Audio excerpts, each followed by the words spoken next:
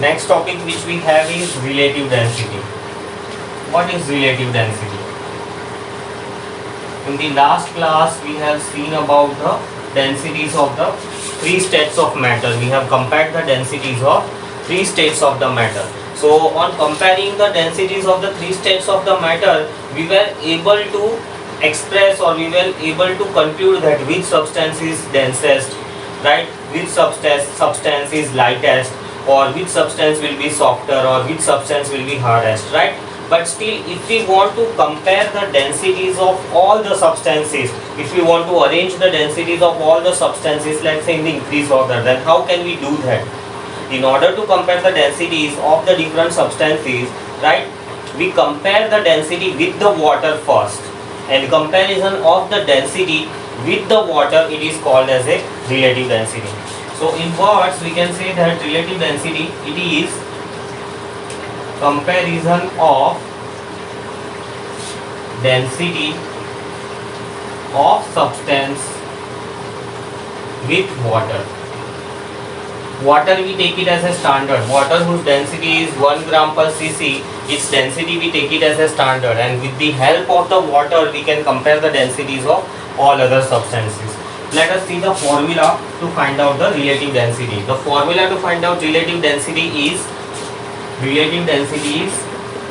density of substance upon density of water at 4 degrees centigrade. Why do we use this word 4 degrees centigrade? Its reason is, as the temperature changes, right, you know that molecular distance also changes.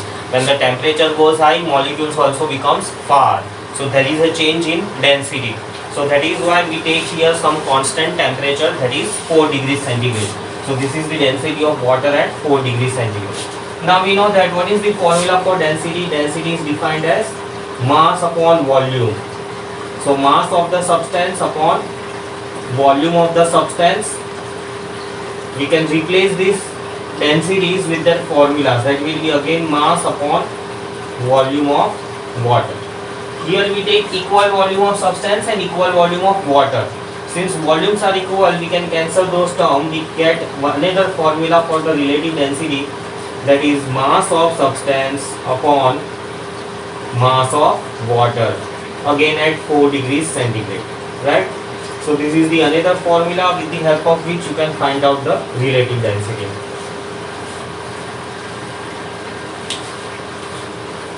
So now if we want to compare the densities of different substances, I'll give you an example. Let's say we take water as a reference. So for water, what is the density? Density in gram per cm cube, it is 1, and in case of kg per meter cube, the value is 1000 kg per meter cube. Now let's say I want gold. So what is the density of the gold? I think it is 19.3 gram per cm cube, or 19300 kg per meter cube. So now if I calculate the relative density, right, what is the relative density of the water? So density of the water, relative density formula is density of substance upon density of water. So here our substance is water. Water upon water, what it will make? It will make 1. Now if I want to compare gold, so how will I find out the relative density of the gold?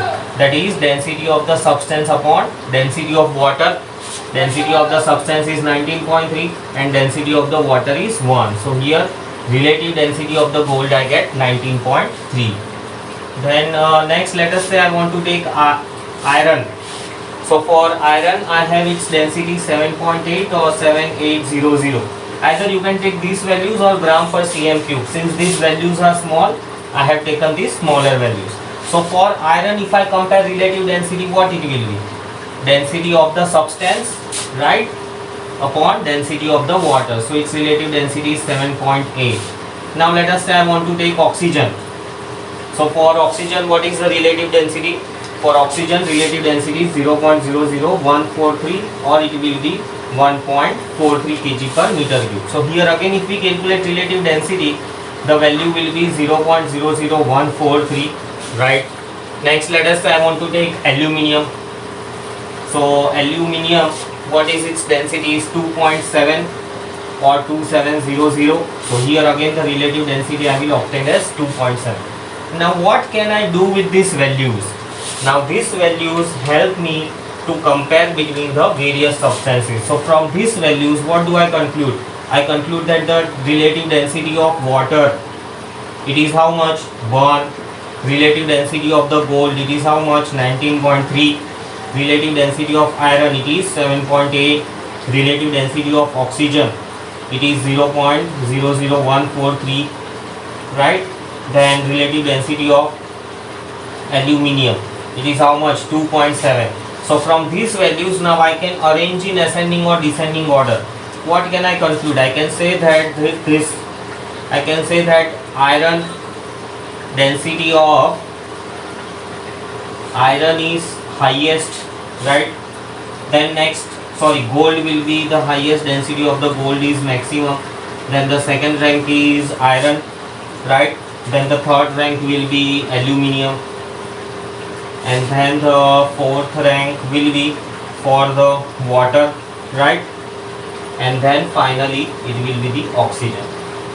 So this is the reason why we calculate relative densities. Relative densities, it helps us to compare the densities of the substances. To find out the relative density, either you can use this formula or this one formula. Formula in the terms of mass, formula in the terms of density. Next topic which we have is flotation and sinking. So flotation and sinking, this is another topic which is related to the densities. With the help of the knowledge of density, right, we can easily conclude which substance will float and which will sink, right? So what exactly do we mean by flotation and sinking? So flotation means, the word flotation means remain on top layer, and sinking means settle down at the base. So let us take an example. Let's say you put gold in water. What will happen if you put gold in water, right? You will see that gold will sink down, right? Gold will settle down. Similarly, let us take another example. Let us say you take iron in water. Then what will happen? So for sure iron will settle down, right? If you take a spoon and put it into the water, right, the spoon will easily settle down. Let's take the human beings. For human beings, if we put human beings in the water, then what happens? Then here we know that we human beings are made up of almost water, 98%, 92%, right? It is water in our body. So here the discussion becomes quite complicated. When humans are put into water, they may sink or they may float. It depends. How? That we will discuss in the later part of the chapter, right? So these are some of the examples to understand these words flotation and sinking. When the object remains on the surface, right, we call it floats. When the object settles down at the base, right, we call it as a sinking. Similarly, if you take wood in water, what will happen? You can surely see that wood floats. Similarly, let's say you take thermocol piece, if you put it in water, what will happen? For sure thermocol piece will float, right? So these are the observations related to the water. You can also do experiment with the kerosene and petrol also. However, kerosene and petrol we don't use commonly, water we use commonly. So these observations we have seen our everyday life, right? We have so many times put spoon into the water, so spoon settles down, right? If we humans when jump into the water, sometimes they sink down, sometimes they keep floating, right? Similarly, one more example, if I take plastic, right, the plastic items we generally use, we use plastic mug, right? So plastic, when we put it in the water, what do we see? We see that plastic floats. Generally plastic floats. We have our tiffin boxes, lunch boxes made up of plastic. We have water bottles made up of plastic. So when such objects are put in water, right, they are seen floating. So from this, what do we conclude? So here we have one scientific observation, that is, let us say this is the water, right? Water is drawn with a blue color. Let us say this is the water. When I put any object into the water, let us say this is a box. This box may be made up of gold, may be made up of iron, maybe this box represents a human being, maybe this box represents wood, maybe this box is made up of thermocol, or maybe this box is a plastic. Then what is the scientific observation here? The first thing is that the weight of the body takes in the downward direction. Obviously, right? When I release this object, what will happen? This object comes down. It comes down because of its weight.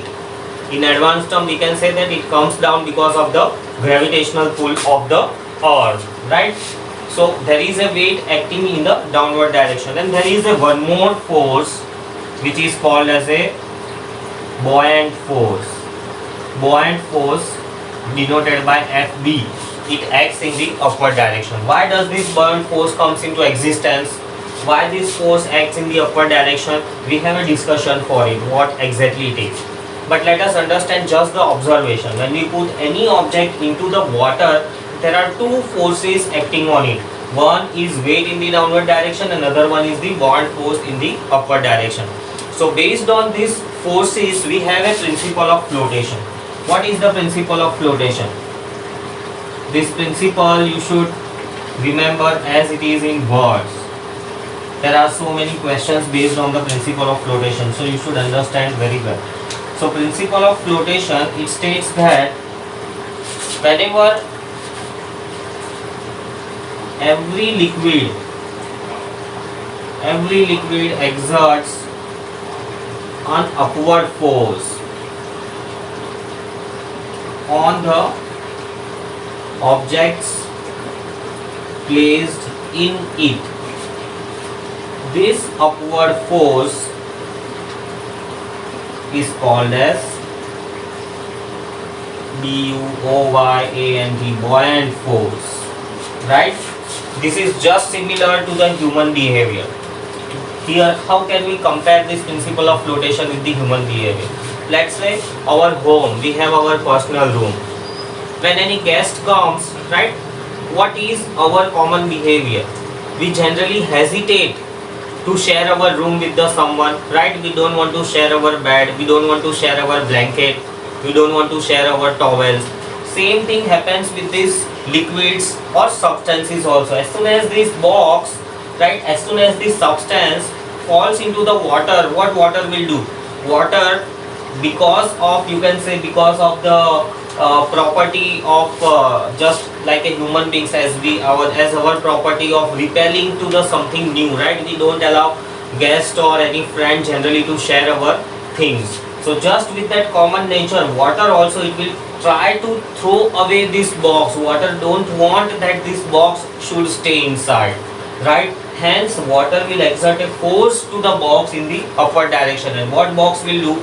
Box, its weight will act in the downward direction. So this upward force, buoyant force, based on that we have a principle of the flotation. So now based on this principle of flotation, we can justify whether the body will float or sink. So let us see that. Now here we have three different cases of flotation. Three condition arises based on principle of flotation.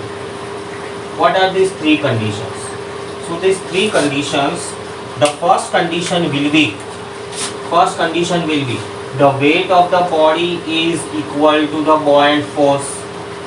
Or what will be the second condition? Second condition will be that weight is greater than the buoyant force. And the third condition may be weight is smaller than the buoyant force, right?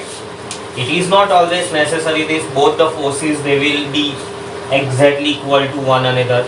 Sometimes weight is more, sometimes buoyant force is more, right? So now when weight of the body is just equal to the buoyant force, what will happen? In this case, we can write down as body will just float along the surface. Examples you can say human beings. Right, you might have seen human beings, they are just on the top surface of the water. They just remain on the top surface of the water. Right, those who know swimming, they must be knowing very well that as you breathe in air, right, as your lungs are filled with the air, what happens? This condition arises, your weight is exactly balanced by the buoyant force, and due to this condition, right, body just float on the surface. These conditions, weight lesser than the buoyant force, yes, this also happens with the human beings. When does this happen with the human beings? This happens when the person doesn't know swimming, he doesn't know the art of feeling in air, he doesn't know the art of how to make himself lighter, right? So under this condition, what will happen? Body will sink down. Body will sink into the water, it will settle down at the base. Example again, you can take human being who does not know swimming, right? Then the second condition, weight is more than the, sorry, this one will be in the second condition. This is the second condition. Here body will sink. This is the example you can take, human being who does not know swimming, right? But now here we have one more condition, weight is less than the buoyant force. That means downward force is smaller, upward force is larger. So in that case, what will happen? In this case, body will float above water. Body will float above the water. Example is, you can say plastic, right? Plastic, you see it remains on the surface. Thermocol also, it remains above the surface. It is always above the surface. This condition means, the condition number one means it is just along the surface of the water. This is the first condition. This is the third condition. And as per the second condition, right, the body will sink down. As per the third condition, as per the second condition, right, body will sink down. So this is what your observation should be. Thermocol remains above the surface. Human body remains just along the surface, right? You should be very clear with the flotation, right? And these three conditions to justify whether the body will float or sink.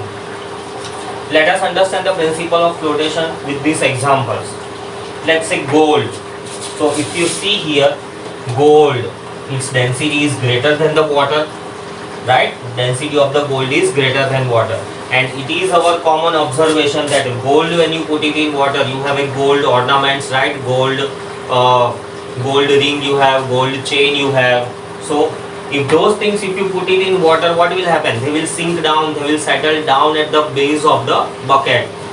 Why? The reason is, you can also specify this reason, that why do gold ornaments sink down? So reason is, because in the case of the gold ornament, buoyant force is smaller.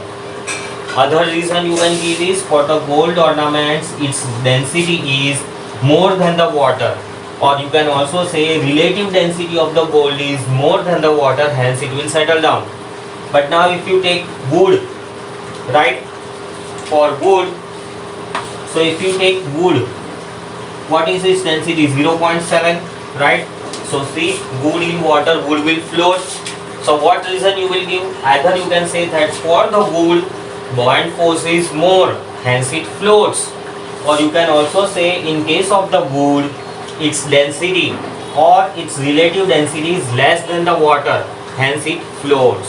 So what is the another condition apart from the buoyant force? What is the another reason which you can give? So another reason you can give is, if density of substance is less than water, it will float, else it will sink.